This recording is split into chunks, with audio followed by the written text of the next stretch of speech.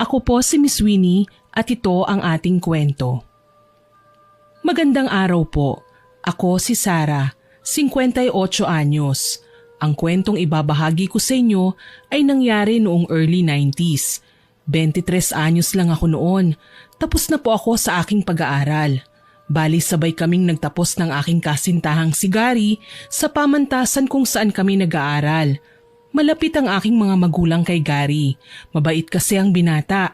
Magalang, palangiti at karinyoso.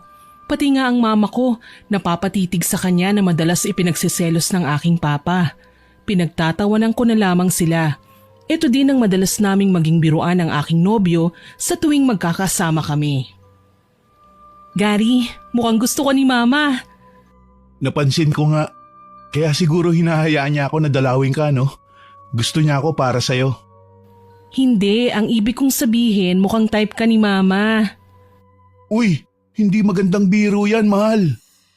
Nakakatuwa kasi ang reaksyon mo kapag inaasar ka eh. Ikaw talaga, puro ka kalokohan. Oo nga pala, nakatanggap ako ng sulat galing kay mama. Gusto niya ako magbakasyon na muna sa bahay habang wala pa ako napapasukang trabaho. Ah, saan nga ba yung sa inyo? Gusto kong matawa habang pinandidilatan ako ni Gary sabay irap. Madalas ko siyang asarin. Nakasanayan ko na nga eh, pero hindi naman ito naging dahilan para mabawasan ang pagmamahalan naming dalawa. Ito lang talaga ang paraan ng paglalambingan namin ng aking kasintahan. Kapag biniro mo pa ako ng ganyan, hindi na kita pakakasalan. Abay, loko ka! Aray! Teka lang, mahal. Ba't mo ako binatukan? Ulitin mo pa yung biro mo at talagang manlalalaki na ako. Kita mo yun? Nauna ka mang asar sa akin pero nang magantihan ka, ikaw pa ang galit? Nakakainis kaya yung mga biro mo. Puwera biro, kailangan ko talagang umuwi sa probinsya. Minsan lang magpadala sa akin ng sulat si mama. Di umuwi ka sa inyo, dalawin mo ang mama mo, mga 2 linggo. Tapos kwentuhan mo siya sa mga kalokohan mo rito sa Maynila. Siguradong pipingutin ako nun. Ayaw pa naman ni mama na gumagawa ako ng kahihiyan. Hay, buti na lang talaga hindi strikto ang mga magulang ko. Kita mo simula high school magkasintahan na tayo, hindi sila humadlang. Sa halip ginabayan pa nila tayo para wag tayong lumihis ng daan. Palagi silang nagpapaalala. Ganon din naman ang mama ko. Kaso lang, naging abala na siya sa trabaho simula nang iwan kami ng aking papa. Oo nga pala, bakasyon naman. Gusto mo ba sumama? Pwede naman kitang ipagpaalam sa mama at papa mo eh. Sa tingin mo ba papayag sila? Ito ang unang pagkakataong pupunta ako sa malayo eh. Tapos ikaw pa ang kasama ko. Subukan na lang natin. Malay mo, hindi ba? Pumayag sila. Sige na nga. Nagpaalam na nga kami sa aking mga magulang. Bagamat marami silang sinabing paalala ay pumayag naman. Sinabi pa nga ni mama na kapag nagkausap na raw kami ng mama ni Gary, iimbitahan ko raw ang ginang dito sa bahay namin nang magkakilala naman sila. Puro tango lang ang ginagawa ko nung mga sandaling yon. Araw ng Huwebes kami bumiyahe. Mula Maynila, sumakay kami ng barko pa Negros Oriental. Ilang araw din kaming nasa laot hanggang sa lumipas ang 3 araw, natatanaw ko na ang pantalan ng syudad na aming pupuntahan. Inalalayan ako ni Gary hanggang sa tuluyan na nga kaming makababa ng barko. Grabe, ang layo na ng narating natin, mahal. Siyempre, ilang isla din na nalagpasan natin bago tayo nakarating dito. Oh, mukhang ayun na ang sundo natin. Halika na! May sasakyan pala kayo? Kay mama yan. Alam niya na ngayon ang dating ko kaya pinasusundo niya tayo. Alam ba ng mama mo na kasama mo ko? Hindi. Bala ko siyang sorpresahin eh. Ano? Naloloko ka na ba? Paano kapag hindi niya ako nagustuhan? Paano kapag tinaboy niya ako pa uwi? Nalintikan tayo dyan. Ang ganda mo talagang magalit. Siyempre, biro lang. Magagawa ko ba naman na itago ka kay mama? Kaya nga tayo may sundo eh. Gusto niya magpa-impress sa'yo. Walang iya ka talaga, Gary. Kinabahan ako doon ah. Uy, kalma lang. Ikaw talaga high blood ka kagad eh. Tinitignan ko lang naman kung ano magiging reaksyon mo. At napagkatuwaan mo pa talaga ako ah. Kinurot ko sa tagiliran si Gary. Napaigtad siya hindi dahil sa sakit kundi dahil sa kiliti. Sa ganoong tagpo kami nilapitan ng may isang edad na lalaki na ipinakilala sa akin ni Gary bilang driver ng mama niya. Madalas ko tuloy siyang titigan hanggang sa makasakay na kami at bumabiyahin na naman papuntang bayan, ang hometown ni Gary. Gusto ko kasing isipin na anak mayaman nga siya at mansyon ang uuwian namin dito sa probinsya. Napansin ako ng binata kaya agaran niya akong sinita. Mahal, balak mo ba akong tunawin? Ha? Bakit? Titig na titig ka kasi sa akin eh. Uy, hindi ah. Ang corny mo ah. Ihanda mo ang sarili mo. Mamaya, si mama naman ang tititig sa'yo. Bigla tuloy akong kinabahan. Hindi pa naman ako sanay sa tinititigan. Naku-conscious kasi ako sa ayos ko kung sakali man. Lalo na basta mga nanay, talagang magiging mapagmatsyag sila sa babaeng napili ng kanilang mga lalaking anak. Mahal naman eh, pinapakaba mo ko eh. Paano nga kasi kapag ayaw pala ng nanay mo ng bisita? Ikaw talaga oh, hindi ka na nasanay sa akin. Hindi naman ganun si mama. Pangako, magkakasundo kayo oras na magkakilala na kayo. Sinabi mo yan ah. Oo naman, maloko lang ako pero hindi ako sinungaling. Hindi na din ako nagsalita pa nang mapansing tumatahimik na si Gary. Pinili kong matulog sa kanyang balikat. Tutal gigisingin niya naman ako kapag dumating na kami sa bahay nila.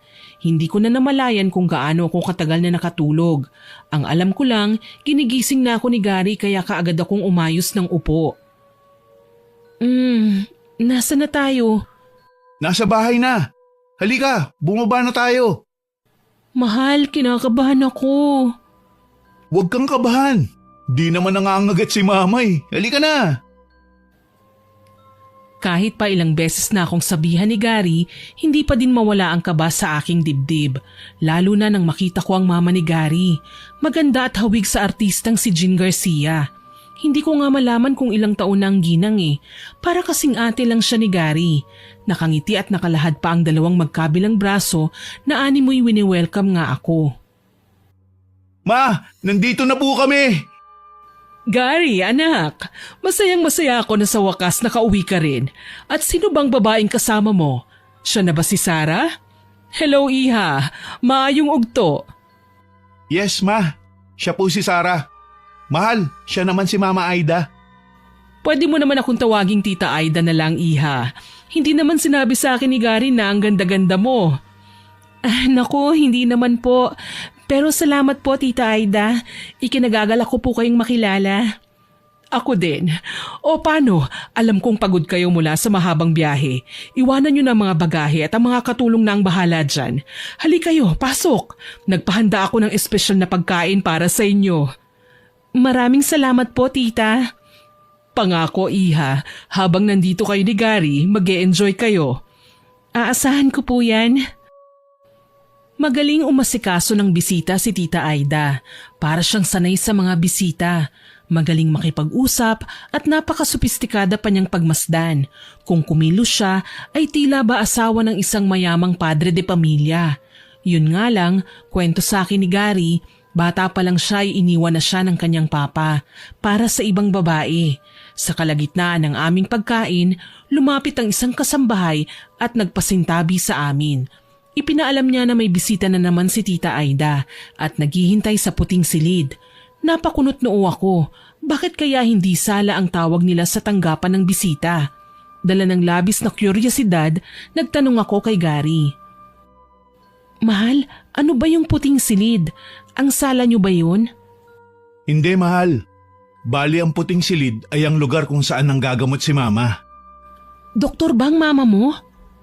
Naku, hindi. Pero isa siyang manggagamot. Bali babaeng version siya ng isang albularyo. Siya ang nilalapitan ng mga kababayan namin na walang pambayad sa ospital. Talaga? Napapagaling ba naman sila ng mama mo? Oo naman. Kadalasan kasi sa mga nagpapagamot ay yung ginagambala ng mga masasamang elemento o engkanto. Inatake ng aswang o binarang. Yung naturalesang mga sakit, minsan lang may napapagawi rito. Mga herbal palang ginagamit niya na gamot. Oo, pero naniniwala ako sa kanya. Ilang beses na din ako napagaling ni mama eh. Pagkatapos naming kumain, nagpaalam saglit si Gary na kakausapin ang kanilang kasambahay. Ako naman ay nagpalakad-lakad sa buong kabahayan. Naaaliw na pinagmasdan ko ang malaki nilang bahay. Yari sa matitibay na kahoy ng mahogany ang kanilang dingding. Walang ginamit na pintura. Puro barnisado at napakaraming muebles na halata namang palamuti lamang sa bawat sulok ng bahay. Higit sa lahat, may mga antigong salamin. Nagtataka lang ako kung bakit larawan lang ni Tita Aida ang nakadisplay sa painting na nakasabit sa dingding. Wala man lang litrato si Gary o family picture kaya nila na kasama ang kanyang papa. Natuntun ko na sa wakas ang puting silid kaya napasilip ako sa loob dahil nakaawang naman ang pinto. Nakita ko si Tita Aida pinapahira ng langis ang isa sa mga babaeng nasa loob. Magpapakita sana ako sa kanya, ang kaso lang dumating si Gary at hinawakan ako sa braso. Nandito ka lang pala, mahal. Kanina pa kita hinahanap eh. Halika na, nakahanda na ang kwarto mo. Pasensya na, nalibang kasi ako sa kapapasyal eh. Hindi ko akalaing makakarating ako rito. Hayaan mo na muna si mama dyan. Ayaw niya na nagagambala ang panggagamot niya. Halika na. Sige. Dito nga pala sa ikalawang palapag ang kwarto natin. Ako dun malapit sa agdan, dito naman ang higaan mo. Kung may kailangan ka, pwede mo kong katukin sa kwarto ko. Salamat nga pala Gary ha. Paano palang mga gamit ko? Nasa loob na ng kwarto.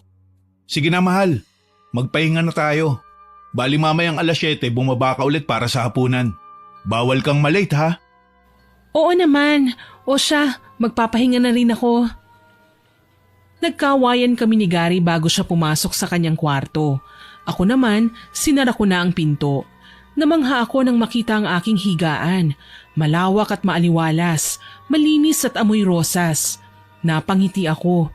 Bago nahiga sa kama, sa banyo muna ako nagtungo para maligo. Mas mapapasarap ang tulog ko kapag presko ang aking pakiramdam.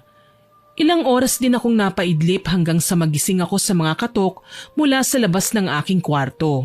Pupungas-pungas akong bumangon at inayos ang aking sarili tsaka humarap sa kung sino mang nasa labas.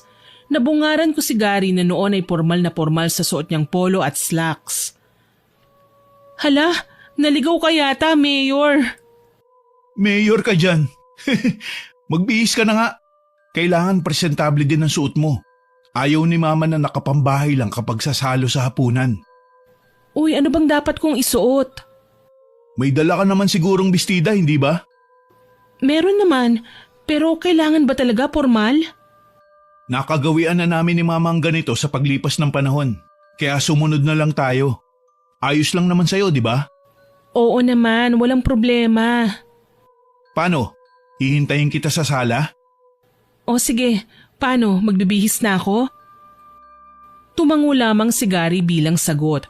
Nang talikuran niya ako, sinara ko ng pinto at lumapit sa aking maleta. Pinili ko ang pinaka-presentable kong damit tsaka muling nag-shower. Makalipas ang ilang saglit, kaharap ko na sina Gary at Tita Aida sa hapagkainan. Kwento sa akin ni Gary, high school pa raw ay magkakilala na kayo. Totoo ba yun? Yes po, Tita. Ang totoo niyan, si Gary po ang una kong kasintahan. Masaya po ako na hanggang ngayon matatag pa rin ang relasyon naming dalawa. Nakakatuwa naman pala ang relasyon niyo. Ako kasi hindi biniyayaan ng wagas na pag-ibig. Iniwan ako ng aking asawa para sa ibang babae. Inabandon na kaming dalawa ni Gary. Ma, wag na po natin pag-usapan yan. Ayos lang naman siguro na magkomento ko hindi ba Sarah? Alam mo kasi, hindi ko naranasan na magkaroon ng masayang relasyon. Palagi akong niloloko. Palagi akong nagmumukhang kawawa. I'm sorry po, Tita. Ayos lang yon. Habang tumatagal, nagagawa ko na rin naman na makapag-move on. Ayokong malugmok sa isang kalungkutan na ako rin lang naman ang magdurusa. Nariyan ang anak ko, si Gary. Siya lang ang meron ako. Kaya hindi ko sasayangin ang buhay ko sa kaiiyak o kamumukmok dahil lang sa hindi matanggap ang ginawa sa amin ng papa niya. Ngumiti na lamang ako sa sinabi ni Tita. Maganda siya at sa tingin ko dapat namang mahalin. Nagawa nga niyang i-maintain ang dalagang figure hanggang ngayon kahit na nasa 40 mahigit na siya. Alam ko kung bubuksan lang ni tita ang puso niya, may mga lalaki pa ring magkakagusto sa kanya. Natapos ang hapunan namin ng gabing yon, nananatiling misteryosa sa akin si tita. Mukha naman siyang mabait. Kailangan ko lang sigurong kilalanin siya ng husto. Nahulog pa ako sa malalim na pag-iisip kaya napansin ako ni Gary. Okay ka lang ba, mahal? Oo naman, naaawa lang ako sa mama mo eh. Ang tatag niya, alam mo ba? Nagawa ka niyang itaguyod kahit wala ang ama mo. Yun naman talaga ang tamang gawin, hindi ba? Kaya mas lalo ako nagagalit sa papa ko. Wala siyang paninindigan. Pinili niya ang babae niya. Nagkakausap ba kayo ng papa mo? Matagal na siyang walang komunikasyon sa amin. Ni minsan hindi ko siya nakausap. Si mama lang. Alam mo mahal, hindi ako sanay sa ganitong klase ng buhay mo eh. Mas magaan para sa akin yung nagbibiruan tayo at nagtatawanan. Ngayon kasi na sumama ako sa bahay ninyo, tila ba umangat ng ikalawang antas ang relasyon natin. May mga nalalaman na ako tungkol sa'yo. Mas nakikilala pa rin kita ng husto. Parte naman talaga ito ng buhay natin, hindi ba? Lahat tayo hahantong sa ganito. Kailangan mo ding malaman ang mga parteng ito ng buhay ko. Dahil pagdating ng araw, ayokong may mga lihim akong tinatago sa'yo. Hindi lang kasi ako sanay na seryoso ka. Ako pa rin naman to, mahal.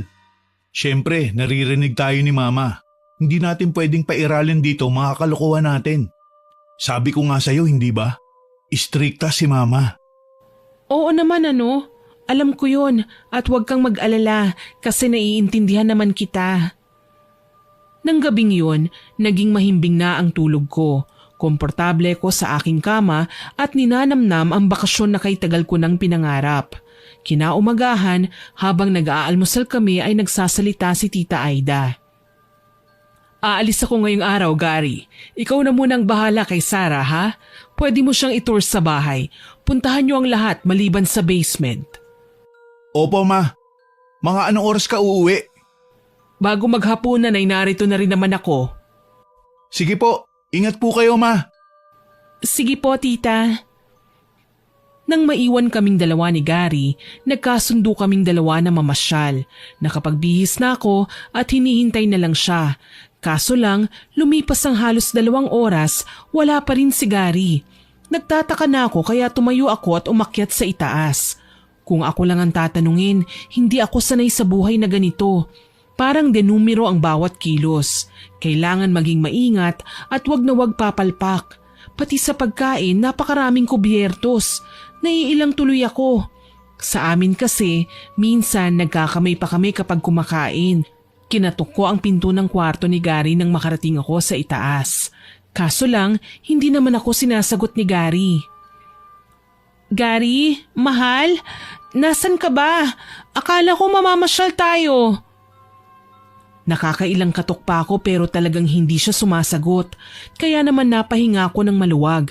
Saktong napadaan naman ang isa sa mga kasambahay nila na si Aling Nida. Kaya kinawayan ko siya kaagad. Aling Nida, nakita niyo po ba si Gary? Nako, hindi ko siya napansin, iha.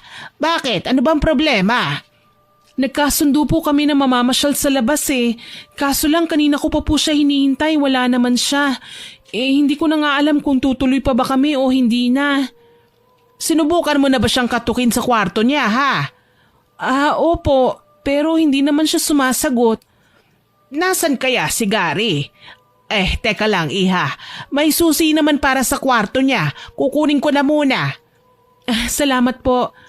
Ayos lang yon, iha. Trabaho ko naman na alalayan kayo rito sa bahay. O siya, hintayin mo na muna ako sandali. Naghintay nga ako sa labas ng kwarto ni Gary. Kahit ilang beses ko talaga siyang kinatok, ayaw niya talagang sumagot. Sakali man na nakatulog siya, mukhang magigising naman siguro kapag narinig niya ang tawag ko. Dumating din naman kaagad si Aling Nida at binuksan ang silid. Bumungad sa akin ang malinis na kwarto. Walang bakas na naroon sa loob si Gary, kaya mas lalo akong nagtaka. Hintayin mo na lang si Gary, iha. Baka may pinuntahan lang. Alam mo naman, ang laki nitong bahay. Halos hindi na nagkakakitaan ng mga nakatira. Kahit pa nga ang mag-ina eh. Ito ang dahilan kung bakit may tamang oras para sa pagkain at pagtitipon. Naiintindihan ko po. Sige at ako na po ang bahala rito. Baka kasi may gagawin pa ho kayo. Iha, po? Gaano mo kakilala si Gary? Simula high school pa po. Magkakilala na kami. Sa katunayan nga niyan, hindi na kami nagkahiwalay hanggang ngayon. Mabait si Gary, Iha. Yun nga lang, may mga tinatagong lihim ang kanyang pamilya na kahit ano pang gawin nating pag-intindi ay talagang hindi natin matatanggap. Ha? Ano pong ibig niyong sabihin? Kailangan ko nang umalis. Wala akong nagawa nang makita ang pagmamadali ni Aling Nida. Ewan ko ba, may laman ang lahat ng katagang binibitawan niya sa akin. Gustuhin ko man na tanungin siya, halata naman na umiiwas ang matanda. Kaya naman nagpasya na lang ako na manatili sa kwarto ni Gary. Umaasa ako na baka may pinuntahan lang siya sandali sa ibang parte ng bahay tapos maaalala niya din na may usapan kami. For the first time, medyo nainis ako sa kanya. Ngayon lang kasi nangyari ito yung hindi niya ako sinipot sa usapan namin. Nakakairita pa naman na ako ang babae pero ako ang naghihintay sa kanya. Almost 3 hours na ako naghihintay, kaya bago pa man ako magtampo ng tuluyan sa kanya, tumayo na ako at lumabas ng kwarto niya. Nagpasya akong mamasyal na lang na mag-isa. Tutal mag-uusap naman kami mamaya. Hindi naman sa buong durasyon ng bakasyon namin ay hindi siya magpapakita. Sa kalalakad ko sa pasilyo, nakarating ako sa basement. Nagtaka ako dahil nakaawang ang pinto doon. Sa pagkakaalam ko, hindi pwedeng pasukin ang nasabing silid dahil bawal daw kami roon. Medyo naiintriga lang ako sa kung ano ang meron, kaya naman pumasok ako sa basement. Hindi ko lang alam na nakasunod pala sa akin si Aling Nida at biglang hinawakan ang aking kamay. Kung ako sa'yo, wag mo nang pipilitin pang tuklasin ang nakatagong lihim ng pamilya ni Gary. Aling Nida, ano pong gusto niyong gawin ko?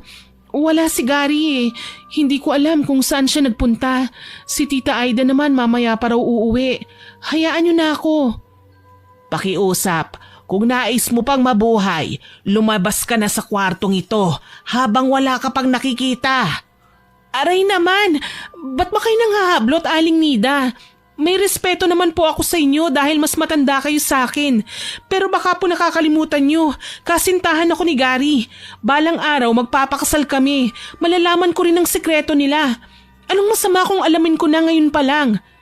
Hindi ko akalaing ang mga dalagang kagaya mo na taga Maynila ay may taglay na katigasan ng ulo. Siguro naman, Iha, alam mong ako ang matatanggalan ng trabaho oras na malaman nila na pinapasok kita sa basement. Sa totoo lang, gusto ko nang mairita.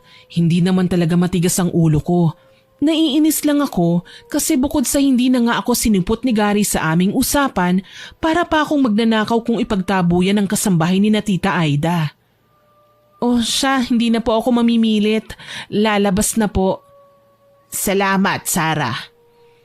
Inirapan ko si Aling Nida tsaka padabog na lumabas ng bahay. Pinili ko na lang na mag-ikot-ikot sa hardin dahil may nagagandahang mga halaman doon. Sa kapapasyal ko, napansin ko ang isang kalawanging pinto na hindi ko alam kung saan patungo. Muli, umiral na naman ang aking kuryosidad. Dahil nga ako ang tipo ng babaeng hindi matatahimik kapag may mga gumagambala sa aking isipan, hindi na ako nagpaligoy-ligoy pa. Pumasok ako sa nasabing pinto. Diyos ko, anong amoy yun? Ang baho naman! Bulong ko habang naglalakad papasok. Maliwanag naman sa loob. Malinis at mukhang namimintena ng maayos ang lugar.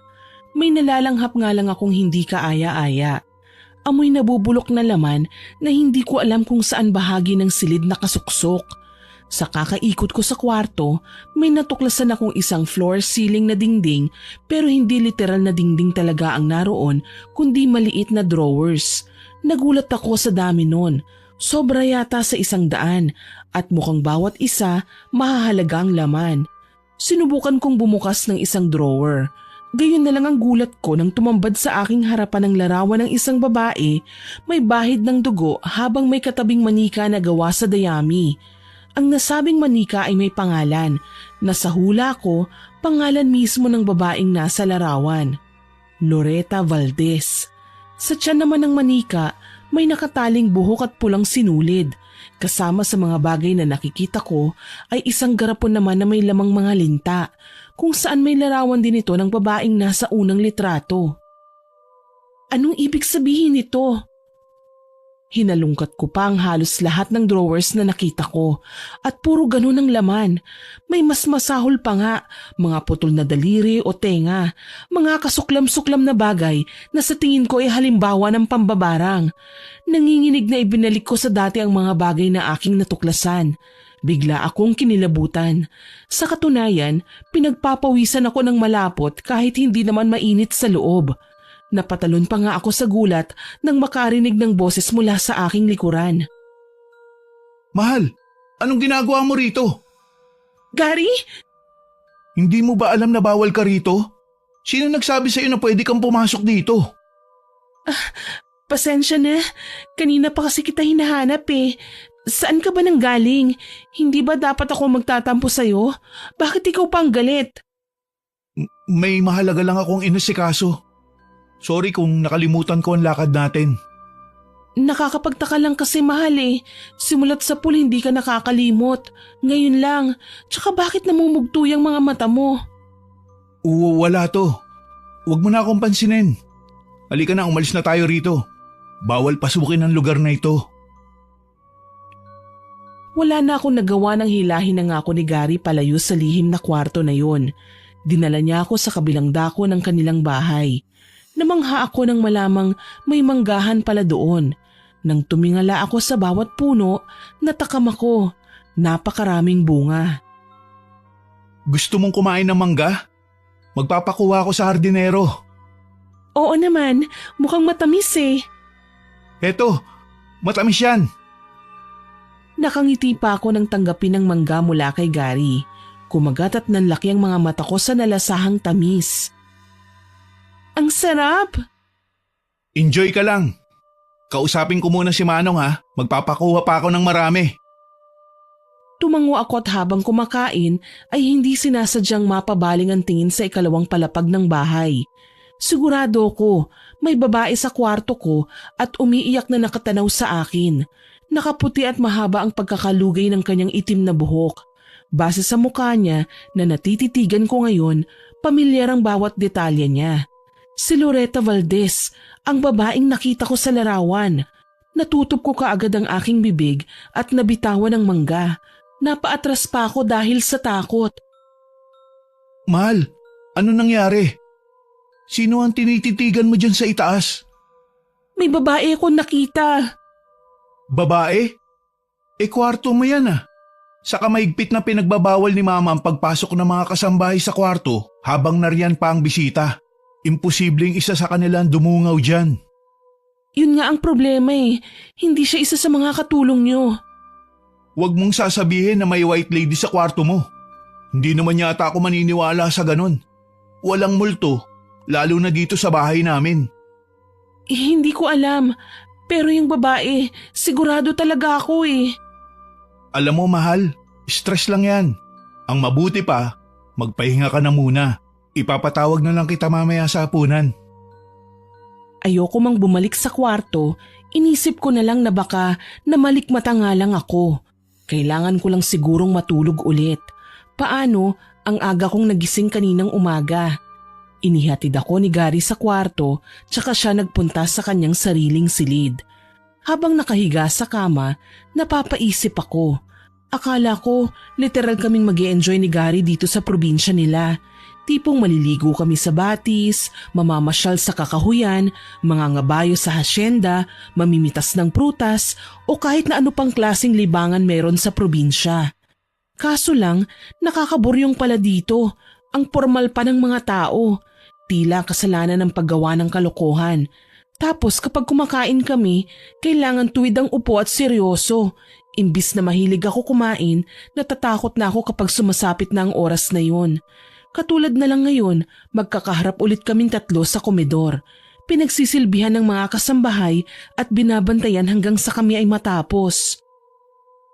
Kumusta ang araw niyo mga anak? Ayos lang naman ma. Namitas po kami ng mangga kanina sa bakuran. Tapos nagbasa ng libro. Nakakatuwa po palang manggahan nyo, tita. Ang dami pong bunga. Matatamis pa at hindi nakakasawa. Salamat naman at nalibang ka dito sa bahay kahit papaano. Pasensya na kung kailangan ko kayong iwan. Mahalaga lang kasi ang lakad ko kanina. Ayos lang po ma, wala namang problema sa amin yun. Hindi naman siguro kayo pumasok sa basement, di ba? Namutla ako sa sinabi ni tita. Kanina pumasok ako pero pinigilan ako ni Aling Nida. Kapag isinumbong niya ako ngayon, anong mangyayari sa akin? Napatingin ako sa ginang nang mapansing nakatitig siya sa akin. Napansin din yun ni Tita Aida kaya nagpalipat-lipat tuloy ang tingin niya sa aming dalawa. Nida, mukhang may sasabihin ka. Sige na, naghihintay ako. Wala po, senyora. Pasensya na po sa kapangahasan ko. Nakakamanghalang kasi ang kaputian ni Sare. Aling Nida, puwera usog po ah. Nabati niyo po ang nobya ko eh. Huwag ka nang magtaka, Nida. Ganyan talaga ang mga taga-syudad. Mapuputi at makikinis. Nakakahiya naman po. Pinuri niyo pa ako. Masanay ka na, Iha. Dito sa ating bayan, pinagkakaguluhan talaga ang mga taga-syudad. Madalas kayong mapagkamalang artista. Oo nga pala, bukas, Gary, anak, mamasyal kayo ni Sarah. Ilibot mo siya sa ating probinsya. Opo mama. Pinagmasdan kong kumain si Tita Aida. Kay hinhin at sopistikada. Ang aming hapunan ay nagmukha tuloy formal dinner dahil sa suot niya. Mahabang bestida na mukhang gown at pinaresan pa niya ng sapatos na may mataas na takong. Kung todo makeup pa at alahas pa ang ginang na mas nagpadagdag sa kakaiba niyang aura. Tuloy, hindi ko namalayan na mainit palang sabaw na nilagay ni Aling Nida sa aking harapan. Basta na lang akong sumandok at nagulat ng mapaso. Aray! Sarah, dear, anong nangyari sa'yo? Pasensya na po, tita. Napaso lang po ako. Sigurado ka? Baka mamaya may nangyayari na sa'yong masama. Naku, munting paso lang po ito. Ako na po ang gagamot sa sugat niya. Tumango si Tita Aida ng mga sandaling yon. Pero ang puso ko nais nang sumabog. Natatakot ako sa kanya. Para siyang may tinatagong hindi kaaya-aya sa amin. Gayunpaman, hindi ko na muna yun isinatinig. Mas minabuti kong mapagsulo na muna kami ni Gary bago ko siya kumprontahin. Ginamot ni Gary ang paso sa gilid ng labi ko. Habang ginagawa niya yon, lakas loob akong nagsalita. Mahal, manggagamot lang ba talaga ang mama mo? Bakit mo na itanong yan? Kasi doon sa kwarto sa may hardin kung saan mo ko nahanap, may mga natagpuan ako eh. Alam kong hindi ka maniniwala, pero nakita ko kasi. Ano ba yun? Mahal, mambabarang ba ang nanay mo? Nagbibiro ka ba? Ang bait ni mama. Marami siyang tinutulungan. Gusto mo ipakilala pa nga kita sa kanila eh. Nagsasabi ako ng totoo. Mahal, kung narinig mo lang yan sa mga katulong, kalimutan mo na. Sinisiraan lang nila si mama. Mabait siya, mapagkawang gawa. Alam kong hindi mo pa siya kilala ng lubusan, pero maipapangako ko naman sa'yo na mabuti siyang tao. Hindi niya kayang gawin ang mga sinasabi mo. Paano naman si Loretta Valdez? Napatda si Gary nang marinig ang pangalang binanggit ko. Namutla siya, hindi makapagsalita.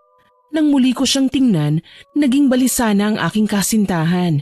Hindi ko naman mapigilan ng magtanong kaya napilitan siyang sagutin ako.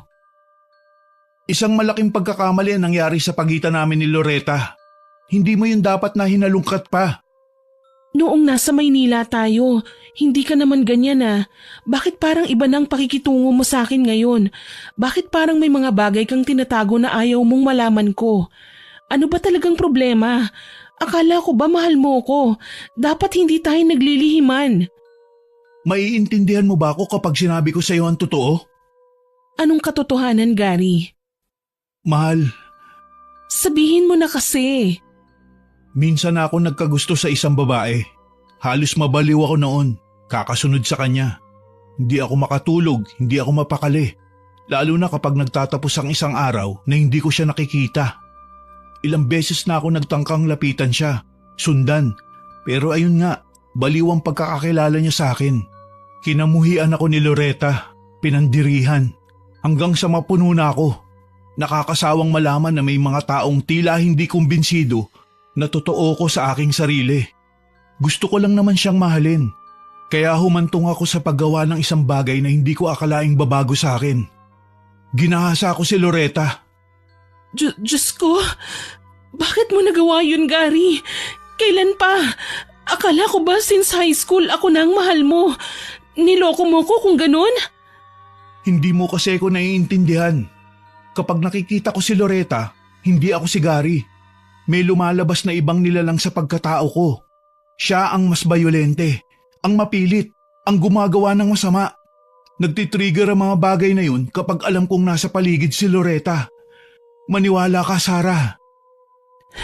Ipaliwanag mo pa sa akin. Gusto kong malaman ng saktong detalye. Deserve kong malaman ng totoo. Meron akong multiple personality disorder, mahal. May mali sa pagkatao ko. May sumasaping iba sa katawan ko. Siya ang gumagawa ng kababalaghan, ang ikalawang katauhan ko. Ito ang dahilan kung bakit ako namalagi sa Maynila. Dahil kapag nalalayo ako kay Loretta, kumakalma ako. Pero nabuntis ko siya at nagbanta na ipapakulong ako. Sa sobrang pagmamahal sa akin ni Mama, ginawa niya ng paraan para manatili akong malaya. Binarang niya si Loretta hanggang sa bawian ng buhay. Diyos ko! Oo, yun ang totoo. Kaya wag mong huhusga na parang kriminal ang nanay ko. Nagulat ako nang makitang nagbago bigla ang mood ni Gary. Nang titigan ko siya, parang hindi na niya ako kilala. Napaatras ako. Kaso lang, nahawakan niya ako sa kamay. Napatili ako nang itulak niya ako sa kama, tsaka dinaganan. Simulat sa pool na naging kasintahan ko si Gary, naging magalang siya sa akin. Nirerespeto ang pagkababae ko. Pero ibang-iba siya ngayon. Nakakatakot siya. Parang ibang tao na ang kasintahan ko. Mabuti na lang lumuluwag ang hawak niya sa akin. Dahil sa naging maling kilos niya, malakas ko siyang sinampal. Tila natauhan si Gary at nabitawan ako. Napaatras at gulat na gulat nang makitang itsura ko. Mahal, patawarin mo ko. Hindi ko sinasadya. Hindi ako yun. Huwag mo akong hahawakan! Mahal! Hindi ko alam kung bakit sobrang excitement ko sa kaalamang magbabakasyon tayo rito sa inyo. Akala ko mas lalo nating makikilala ang isa't isa. Yun pala, may matutuklasan akong kasuklam-suklam na bagay tungkol sa pagkatao mo. Intindihin mo naman ako, mahal. Hindi ko ginusto ang mga nangyari. Maniwala ka! Layuan mo na muna ako, Gary. Kailangan kong mag-isip. Dali-dali akong bumangon at nagtatakbo na nagtungo sa aking kwarto. Nilak ko ang pinto at saka dumapa sa kama. Doon ako umiyak ng umiyak. Hindi ko na nga namalayan na nahulog na pala ako sa malalim na pagkaidlip. Nang magising ako, umaga na. 3 araw na namin sa probinsya. Ni kapitbahay, wala man lang akong makita. Mabagal akong bumangon at inayos ang aking sarili, tsaka bumaba. Sa komedor ako dumiretso pero tanging si Tita Aida lamang ang nakita ko. Sara, iha, maayong buntag. Halika, magkape ka muna. Wala pa si Gary eh. Maagang nagpunta sa bayan para bumili ng supplies. Salamat po, tita. Pansin ko, namamaga ang mga mata mo. May problema ba? Wala naman po. Iha, alam kong nagsisinungaling ka. Yang pamamaga ng mga mata mo ay hindi nakukuha sa simpleng pagtulog lang. Napayuko ako.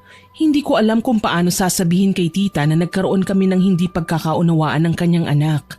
Malamang magtanong siya kung ano ang rason. Mabuking pa niya ako na nanghahalungkat ng kung ano-ano sa mga tagong kwarto dito sa bahay. Kailangan kong mag-isip ng alibay. Hindi lang po kami nagkasundo sa kung saan kami mamamasyal ngayong araw. Nagtampo po ako sa kanya. Talaga? Bakit hindi kayo mga bayo at mag-picnic sa labas? Mamingwit kayo at dalhan ako ng inihaw na isda. Hindi po sinabi ni Gary na pwede po akong mga bayo. Akala ko nga wala kayo nun dito eh. Huwag kang mag-alala. Ako na magsasabi kay Gary na magpunta kayo sa kwadra mamaya. Tumango lang ako pero wala talaga akong balak na gawin ang sinabi ni Tita Aida. Nakatatak na sa aking isipan ngayon ang mga gagawin ko na may kinalaman sa pag-iimbestiga. May karapatan naman siguro ako na gawin ito lalo na at kasintahan ko si Gary. May huling komento naman siguro ako bago ko ideklara na magpapakasal ako sa kanya o hindi dahil inaasahan ng aking mga magulang na doon talaga ang hantungan naming dalawa. Nagkunwari akong tapos ng magkape nang magpahangin ako sa labas ng bahay. Ang tenga ko ay nakabantay sa kahit na anong ingay mula kay Tita Aida. Kaya nang marinig ko siyang tinawag si Aling Nida, kaagad kong inalerto ang aking pandinig. "Huwag mo na akong tawagin para sa almusal ha. May mahalaga akong gagawin sa basement." "Oho, senyora." "Oras na dumating si Gary, ipadala mo kagad sa loob ang mga pinabili ko sa kanya ha?" "Sasabihin ko pagdating niya." "O siya, ikaw na ang bahala sa bisita natin. Huwag mo siyang papapasukin sa basement. Naiintindihan mo ba?" "Naiintindihan ko." Umalis na si Tita Aida at nakita kong pumasok sa basement. Hindi ko alam kung ano ang gagawin niya sa loob pero kailangan kong makahanap ng tiyempo para makita ang eksaktong ginagawa niya. Nagkunwari akong walang napapansin. Nagbasa ako ng magazine sa lanay tapos nagpahatid pa sa kasambahay ng juice. Habang sumisimsim ako sa baso, palingon-lingon ako sa paligid hanggang sa mapakunot ang noo ko. Ang sabi kasi ni Tita, umalis si Gary. Nagpunta sa bayan para bumili ng supplies. Bakit nasa garahe ang kotse? Simula nang dumating kami rito, wala naman akong ibang nakitang sasakyan kundi yung ginamit lang na pagsundo sa amin. Imposible naman na motor ang gagamitin dahil nga mamimili siya. Nang mapadaan sa kinapopwestuhan ko si Aling Nida, kaagad akong nagtanong sa kanya. "Aling Nida, nakauwi na po ba si Gary? Or hindi naman talaga siya umalis? Nasa garahe kasi ang kotse niya eh. Paano niya mauuwi yung mga pinamili niya kung hindi siya magdadala ng sasakyan?" "May sumundong sasakyan sa kanya. Mamaya ihahatid din si Gary dito sa bahay." "Ah, sige po. Maraming salamat, Aling Nida." "Iha, nakikiusap ako. Ano man ang binabalak mo, huwag mo nang ituloy." "Ano po?" "Manatili ka na lang sa kwarto mo. Tatawagin kita mamaya kapag handa ng almusal." "Dito na lang po ako. Mas gusto ko magpahangin eh." Saglit akong tinitigan ni Aling Nida bago siya umalis. Para bang kinaklaro kung ano ang balak ko. Nang makita niya akong prenteng nakaupo sa upuan sa labas, hindi na niya ako kinulit pa. Ang nakakatawa lang, yun ang hinihintay kong signal para simulan na ang aking binabalak. Tumayo ako at nagkunwaring aakyat sa taas ng bahay. Pero ang balak ko, lumihis lang talaga ng daan.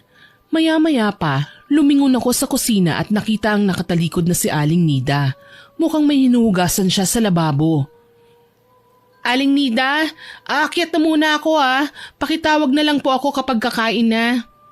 "Oo, sige." At lumihis na nga ako ng daanan nang hindi niya napapansin. Sa halip na sa hagdan, sa basement ako nagtungo. Kabadong binuksan ang pinto at sinara ng walang nakakapansin sa akin. Humakbang ako at ingat na huwag makalikha ng ingay. Hindi ko alam kung anong dadatnan ko sa loob, pero kailangan kong magpakatatag. Tahimik naman sa kwarto nang makarating ako. Walang bakas ni Tita. Pero may dalawang pinto akong nakikita na magkatabi. Una akong pumasok sa pinto sa kaliwa. May hagdanan ulit doon hanggang sa mapagtanto kong yun ang tinatawag nilang puting silid. Walang tao pero maraming mga kagamitan sa pagkakaalam ko ay maigagamot sa mga tao.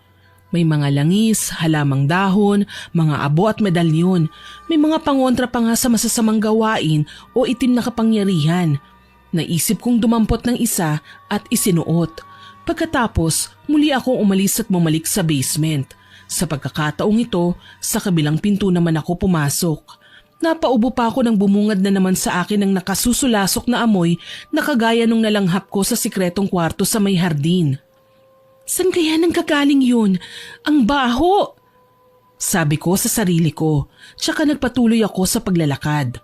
Ilang sandali pa, bumungad sa akin ang pamilyar na itsura ng kwarto na napasukan ko noong una, yung may maraming drawers. Sa pagkakataong ito, may altar nang nakapwesto sa gitna kung saan nagdarasal naman si Tita Aida. "Tita Aida, ano pong ginagawa niyo?" Sa labis kong pagkasindak, bumalasik ang mukha ni Tita Aida. Hindi nagustuhan ang ginawa kong panghihimasok sa ginagawa niya. Nang gagalaiti niyang binagsak ang hawak na itim na libro at humarap sa akin. Anong ginagawa mo rito? Magpapaliwanag po ako. Ilang beses ko nang sinabi na bawal kayo sa basement. Simpleng pakiusap ko, bilang may-ari ng bahay na ito, hindi mo masunod. Paano na lang kapag naging asawa ka na ng anak ko? Aksidente lang naman po ang pagkakatuklas ko sa lugar na ito. Aksidente? Malamang sinadya mo. Pinakaayaw ko pa naman sa lahat, ang mga babaeng matigas ang ulo. Ayaw makinig sa simpleng instruksyon. Hindi ko na po mababago ang naging pagkakamali ko. Pero kayo po, kailan nyo babaguhin ang mga masasamang gawain nyo? Akala ko ba, simpleng mananambal lang kayo? Bakit may pambabarang? Ibig sabihin, pumapatay kayo ng tao. Masama kayo. Masama na kung masama. Wala kang pakialam. O baka naman, gusto mong maranasan na din ang mga bagay na ginagawa ko sa aking mga kaaway. Narinig ko na lang si Tita Aida na nagsalita sa wikang Latin. Napakurap ako ng ilang beses. Hindi ko alam kung anong ibig sabihin ng mga katagang binibigkas niya. Ang alam ko lang, may kakaibang hatid na delubyo ang mga naririnig kong salita. Kalaunan, sumakit bigla ang aking tiyan. Namilipit ako at nanginginig na tumingala sa kanya. Anong ginawa niyo sa akin, tita? Yan ang dapat na ginagawa sa mga taong pakialamera, hindi ba? Wala akong pinakikialaman sa inyo. Wala nga ba? Bakit ka naman nasasaktan ngayon kung wala kang kinuha sa mga gamit ko? Kung inosente kang tunay, hindi ka tatablan ng kahit na anong ritual ko. Naalala ko ang pulseras na kinuha ko sa puting kwarto. Suot ko pa pala ito hanggang ngayon. Kaagad ko itong hinubad at nilapag sa sahig. Iyan lang ba? Isinusoli ko na. Kung nagkamali man ako sa pagkuha niyan, pasensya na tita. Hindi na ako uulit pa. Talagang hindi ka na makakaulit dahil puputulan na kita ng kamay. Ah! Hindi ko na napigilan ang pumalahaw nang makita siyang may hawak ng manika at binabali ang mga braso nito. Ang hirap ipaliwanag kung bakit nasasaktan ako kahit manika lang naman ang hawak ni Tita Aida. Humahagulgol na ako sa sakit hanggang sa tuluyan na nga akong mapahandusay sa sahig. Ang ginang naman tawa lang ng tawa. Tila siya sinaniban ng masamang espiritu na kahit ang pagmamakaawa ay hindi ko na magawa. Dala nga ng kirot na aking nararamdaman, nawalan ako ng malay. Nang muli akong magising, nasa inookupahang kwarto ko na ako. Nakahiga sa kama, nakatingin sa kisame. Wala akong ibang magawa kundi umungol lang. Hindi ko alam kung ano ang nangyayari sa akin. Hindi ako makapagsalita. Para akong napipi. Nakakagalaw naman ako pero kung tratuhin ako ng mga tao sa loob ng bahay, may malubhang sakit. Sa loob ng ilang araw kong pananatili sa kwarto, si Tita Aida lamang ang dumadalaw sa akin. Hindi pa ako nakakatulog sa gabi dahil sa mga katagang binibigkas niya sa akin. Medyo nakahinga lang ako ng maluwag nang si Aling Nida naman ang dumalaw sa akin. May ginawa siyang kung ano na masasabi kong kakaiba dahil pagkatapos niyang mag-orasyon, nagagawa ko ng makapagsalita. Ilang beses ko pang sinubukang magsalita ng mga kataga hanggang sa maperpekto ko nang muli ang pagbigkas. Napatingin naman ako kay Aling Nida. Wala si senyora kaya pwede kang magsalita na muna. Aling Nida, ano pong nangyari? Nawalan ako ng malay sa loob ng basement pero narito na ulit ako sa kwarto. Yun ang napapala mo dahil sa katigasan ng ulo. Ilang beses pa kitang pinaalalahanan pero hindi ka nakinig. May ginawa siya para magkasakit ako, Aling Nida. Si Gary, nasaan po? Kailangan ko siyang makausap. Kailangan kong sabihin sa kanyang totoo. Alam ni Gary ang totoo, pero nagbubulag-bulagan lang siya. Ginagawa niya yun dahil marami din siyang kasalanan noong araw na gusto niyang pagtakpan. Sa pamamagitan po ba ng pambabarang nila sa kanilang mga kaaway? Aling Nida, hindi po makatarungan na konsintihin na lang ni Gary ang ginagawa ng nanay niya. Wala tayong karapatan na pakialaman ang kanilang gawain na ilang taon na nilang nakasanayan. Ang kailangan lang nating gawin, iwasan silang magalit. Pero sa tingin ko naman po may nalalaman kayo tungkol sa panggagamot. Baka naman po pwede niyong gamitin ang kakayahan niyo para kontrahin ang kapangyarihang itim ni Tita Aida. Iha, may mga bagay na mas pipiliin na lang nating itago kaysa sa mabunyag para din ito sa ikabubuti natin at ng mga mahal natin sa buhay. Ayoko nang maulit pa ang trahedya noong araw na dahil sa pagnanais kong lamangan ng isang mambabarang, napahamak ang pinakamamahal kong anak. Ano pong ibig niyong sabihin, Aling Nida? Ako ang naging dahilan ng pagkakabaliw ni Gary sa anak kong si Loretta. Ginamitan ko siya ng gayuma sa pagnanais na magustuhan niya ang aking anak. Si Gary lang ang nakikita kong pag-asa noon para umangat man lang kami sa kahirapan. Pero pumalpak ako, hindi bilang isang manggagayuma kundi bilang isang ina. Nakalimutan kong alalahanin ang mararamdaman muna ng aking anak bago ko ituloy ang mga sarili kong plano. Ibig po bang sabihin, hindi gusto ni Loretta ang ginawa niyo? Hindi niya ginusto ang binata dahil may iba siyang mahal. Kaso lang, huli na ang lahat.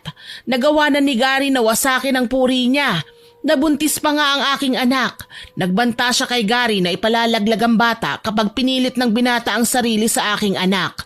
Pero may iba palang balak si Aida. Gustuhin ko mang magalit, hindi ko magawa.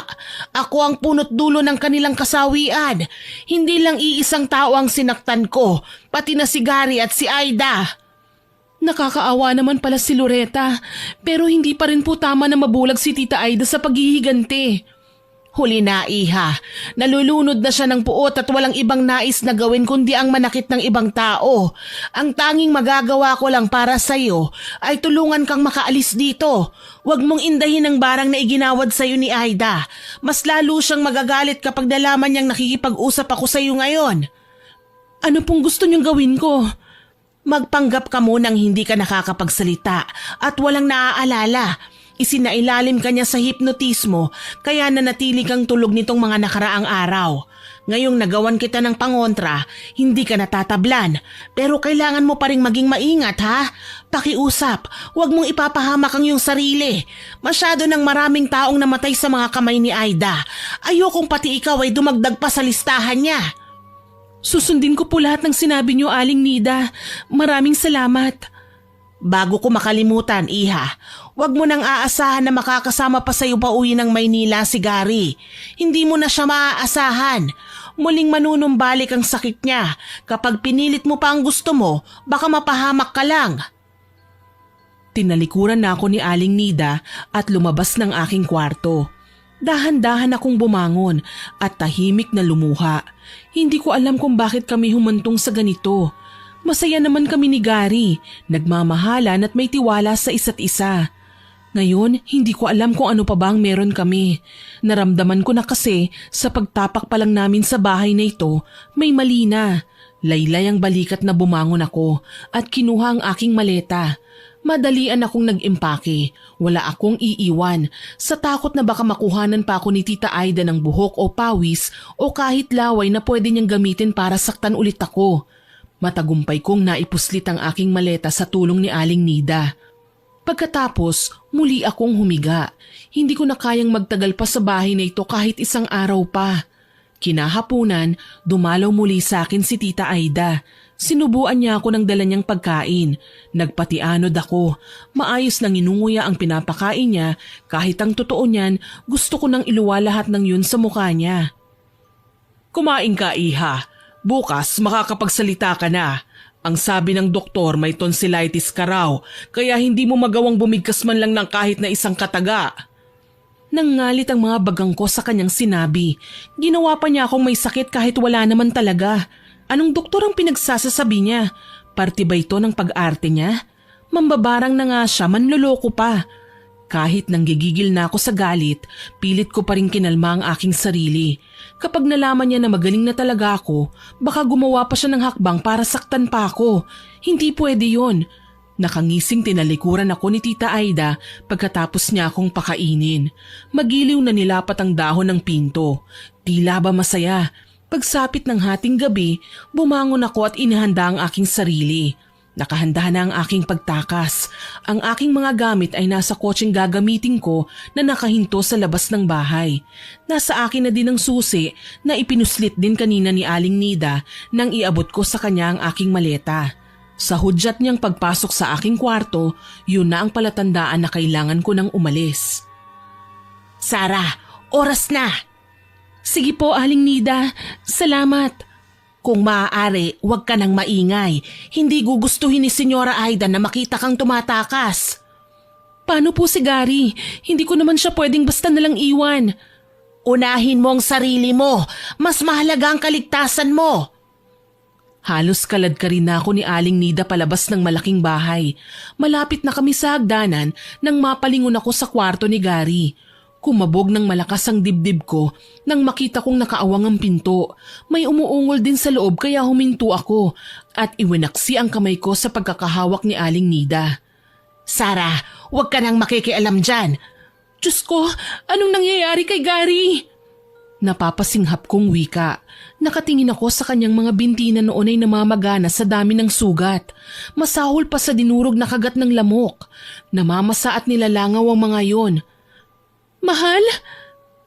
Sarah, ano pang ginagawa mo rito, mahal? Mahigpit kong sinabi kay Aling Nida na itakas ka na. Pasensya ka na, iho. May katigasan din kasi ang ulo ng kasintahan mo. Anong nangyayari sa'yo? May natuklasan ako na hindi ko dapat nalaman. Kaso lang, wala yatang usok na hindi sumisingaw. Nalaman kong hindi ako anak ni Mama. Ang tunay kong ina ay yung kabit. At binarang siya ng kinikilala kong ina kaya siya namatay. Ano? Kinumpronta ko si Mama. Pero itong ginawa niya sa akin. Hayaan ko raw na magdusa ang aking sarili sa kasalanan ng aking ina. Hindi raw ako dapat mamatay ng diretsyo. Walang yapala yang si Tita Aida. Kampon siya ng demonyo. Umalis ka na, Sarah. Iligtas mo na ang sarili mo. Ayoko may mangyari pang masama sa'yo. Teka lang, hindi ako papayag dyan. Magkasama tayong nagpunta rito. Magkasama rin tayong aalis. Wala na akong magagawa para makalayo. Hindi ko na kayang tumakbo. Magiging pabigat lang ako sa'yo. Ayoko naman na mahirapan ka habang inaalalayan ako. Hindi ka naman kailanman naging pabigat sa akin.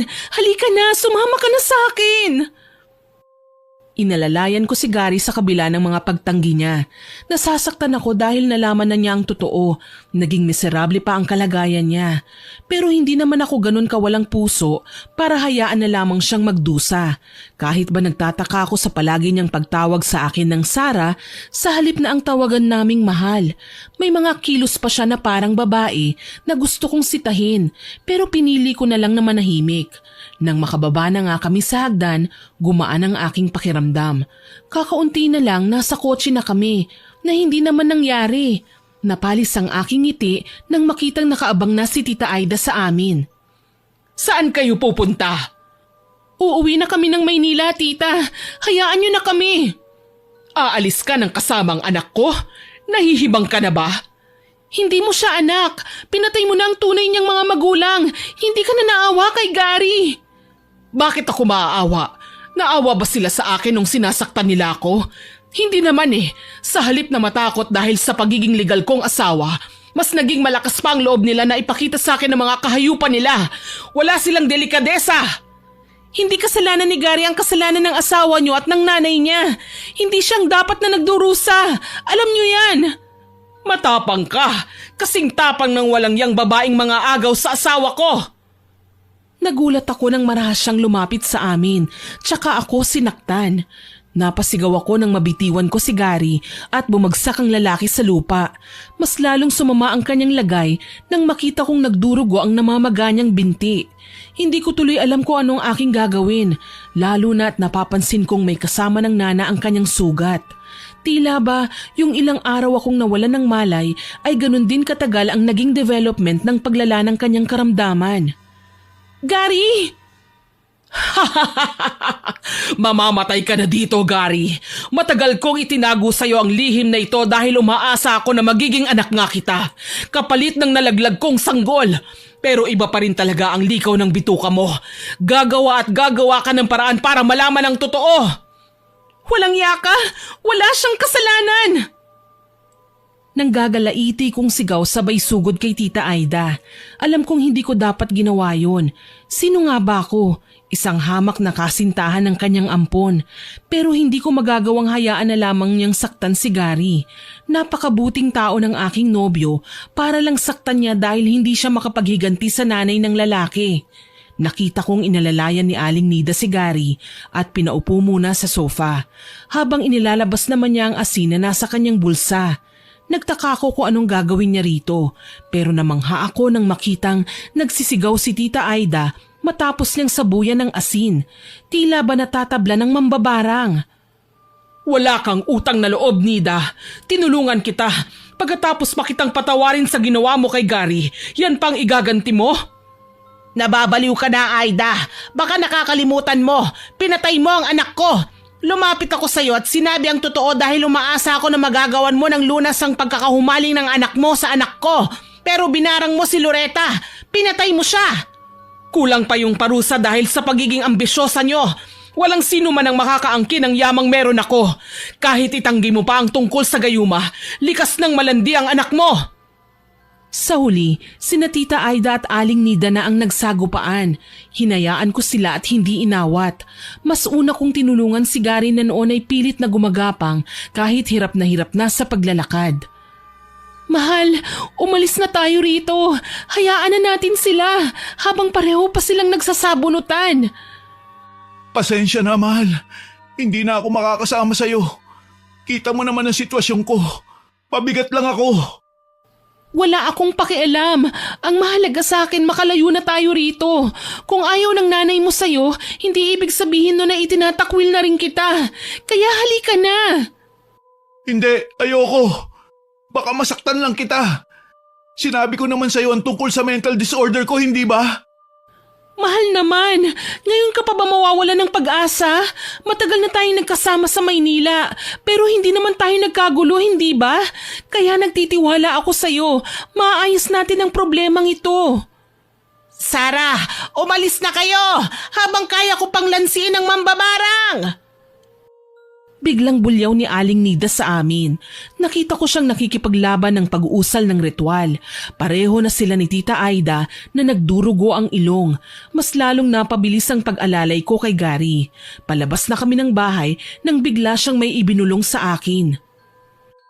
Kailangan kong pumunta sa basement, Sarah. Pero wala na tayong oras para dyan. May kailangan lang tayong gawin para man lang sa alaala ng mga tunay kong magulang. Ano yun? Basta, halika na. Bilisan na natin habang hindi pa sila naghihiwalay. Kaagad kong sinama si Gary sa basement. Inalalayan ko siya hanggang sa makababa kami papunta sa kwarto kung saan ko nakita ang napakaraming drawers. Pagdating namin doon, minuestrahan niya ako na hanapin ang pulang kahon na gawa sa kahoy. May mahalagang bagay raw si Tita Aida na nakatago doon. Malapit na sana kaming makalabas kanina, pero dahil sa kung anong bagay na binalikan ni Gary ay mukhang matatagalan pa kami rito. Kaya tinanong ko siya kung anong klaseng gamit ba ang posibleng pahalagahan ni tita ng sobra-sobra para itago ang mga ito sa mabahong kwarto na yun. Nakita ko na! Nasaan? Heto! Iniabot ko kagad kay Gary ang natagpuan kong kahon. Nanginginig ang mga kamay niya nang tanggapin yon, tsaka binuksan. Nagulat ako at kinilabutan nang makitang may manika at larawan ni Tita Aida na nakatago sa loob.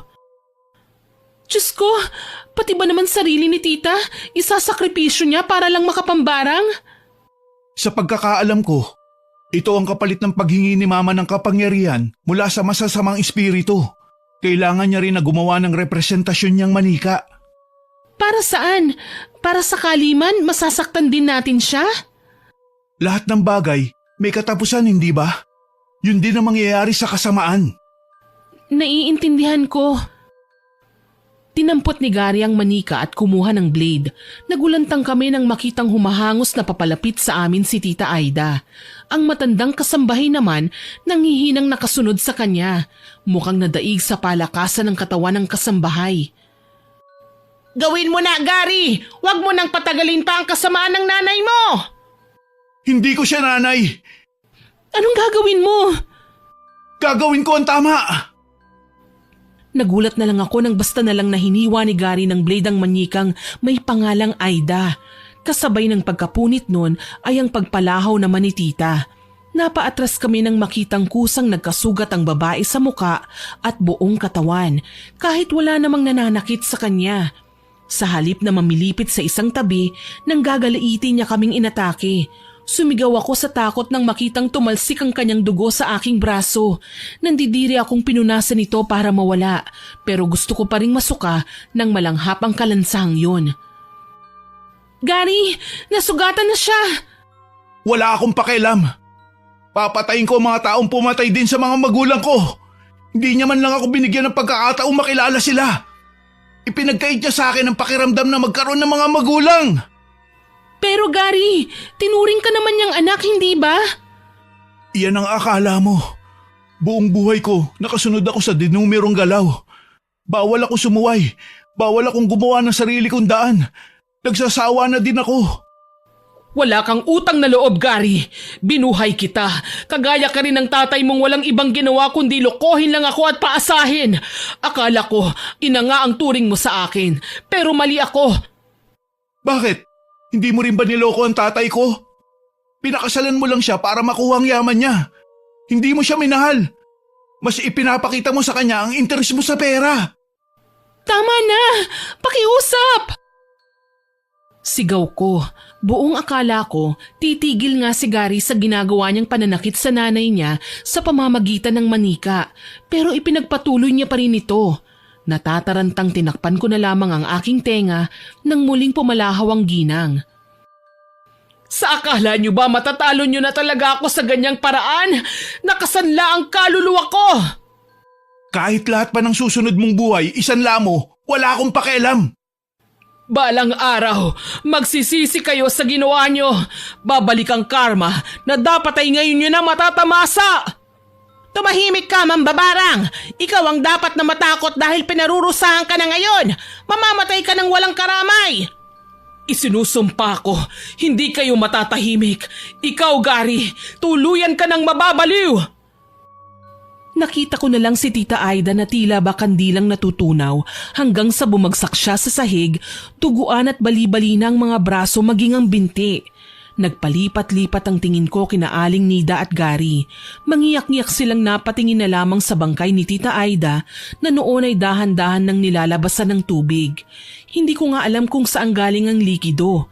Basta na lang lumiit ang katawan niya na para bang lobong nauubusan ng hangin. Ganyan talaga ang itsura ng taong nagsasagawa ng itim na orasyon, Iha. Hindi natin masasabi kung gaano kahirap ang pagdadaanan niya. Makaganti lang sa mga nais niyang paghigantihan. Kasuklam-suklam ang sinapit niya. Paano yan ngayon, Gary? Kapag nalaman ng mga pulis ang nangyari, makukulong ba kayo? Walang makukulong, Sarah. Ililibing namin si Mama at palalabasing may malubhang sakit. Hindi ako papayag na maging miserable ang buhay ko nang dahil sa kanya. Huwag kang mag-alala, Gary. Tutulungan kita. Natahimik ako sa sinabi nilang dalawa. Parang may mali. Basta na lang silang nagkampihan kahit na may atraso si Gary sa anak ni Aling Nida.